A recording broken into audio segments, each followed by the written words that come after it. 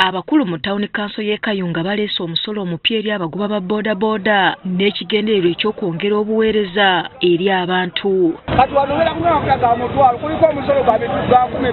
Emisolo gino kuliko ogwa kasasiro omutwalo ogumu n'ekitundu n'emitwalo 5 egya stage kwe bakolera. Aba boda boda olutegedde ku musolo guno ne bayita olukiiko olw'amangu okulaga obutali bumativu bwabwe. Newe tukanga okutandika okuba nga tweya tubeerewo tuleme kubba kitegeeza bulimu gwaffe gw'amaanyi. Boda boda akakivugira emyaka 21 n'okuzimba obuzimbi wendi n'amazitunda ate waffe. Omulimu ogwo tawunikira kulowooza mulungi. Boda boda mafuta ganywa oba tusudde omusolo. Aba yakwetoola bw'ati nadda n'ayongeramu ate amalala. Era abagiramu ate n'ayongeramu amalala. Sulaiman Kibedi ssentebe w'aba boda boda e Kayunga yeebuuza lwaki kanso teyasoose kubeebuuzaako nga tennagubasuulako busuuzi. Ebbanga ddene Town Council etuweereza amabaluwa amalanga etulimba gamba evudde wa Minister of Government ene ebbaluwa evudde mu ministry ez'enjawulo zitategera bulungi nga zitulagira aba boda boda b'e Kayunga okutandika okuwa ki omusolo.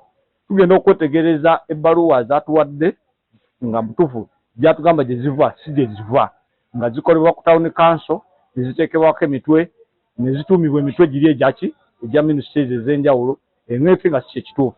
Aba boda boda bagamba ezimu ku pikipiki ze bavuga za looni nabwe ekiti emitwalo 5 gye babakanda tebagenda kugisobola. Buno omusolo bugenda tuyisa bubi nnyo bo wa boda boda abasinga obungi muffe basula n'enjala bavuga pikipiki za looni. Kati mu butuufu abamu ekibuga baba bagenda kidduka batandika okubba mu byalo.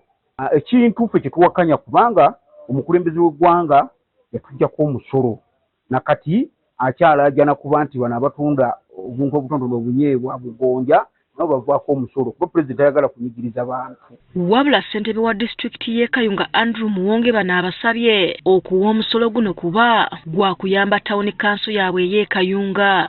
Tewaba omukyala atunda ebinyeebwa kapito wa mitwalo 2 agenda mu katale ne bamusolozaako nusu 5. Kakati gwa boda mutuule n'abakulembeze bammwe ku kanso mubeeko akasente kemuwaayo okusobozesa Town Council okulaninga emirimu. Ekyo si mu bubi. Wabula asabye aba kanso okukendeeza ku musolo guno kuba bangi pikipiki ze bavuga si zaabwe.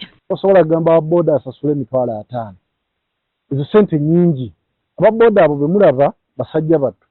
Abamu ne pikipiki bazitwala nga balemereddwa okusasula looni. Pikipiki bafuna za looni buli lunaku alina okusonda emitwalo 2 gy'asasula mu looni ugenda banga tafisaawo. Farida kulabako Ssebunya Town Clerk wa Kayunga Town Council atangaaziza ku misolo gino. Ogumu ekitundu ogwo gwe bagamba gwe tubagamba okusasula gwa kasasiro wabakolera mu kibuga ogumu ekitundu. W'ataano ge tubagamba okusasula ga gazetted stage. Buli stage eri gazetted mulundi gumu bakuwadde nti Busana Road stage bagenda kusasula mitwalo 5 mulundi ki mulundi gumu. Kyekyo kyokka mitwalo 5 mulundi gumu gwa stage group yonna.